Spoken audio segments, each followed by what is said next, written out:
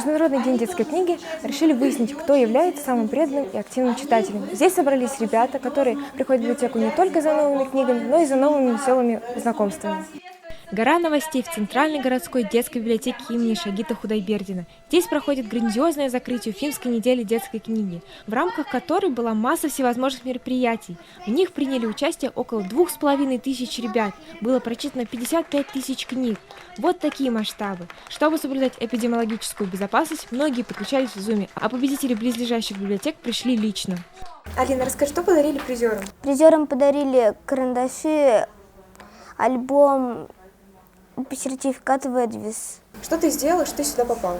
Я сходила в библиотеку, взяла книгу «Опыт томатита» и провела опыт с гидрацилином.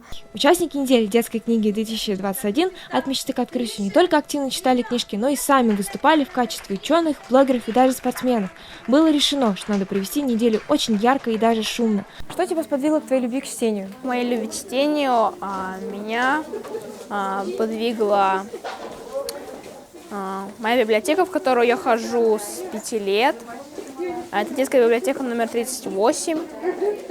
Сейчас я, правда, хожу в другую библиотеку, детскую библиотеку номер 48.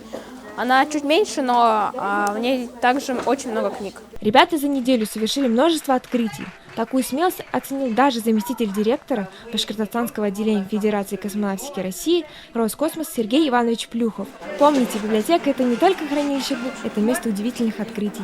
Ребята участвовали в забеге, передавая эстафету другим библиотекам, и теперь за свои старания получают заслуженные призы. Давайте возьмем пример с этих активных и целеустремленных девчонок и мальчишек. Алия Гарифульна, Рамазан Мусин, специально для Горы новостей.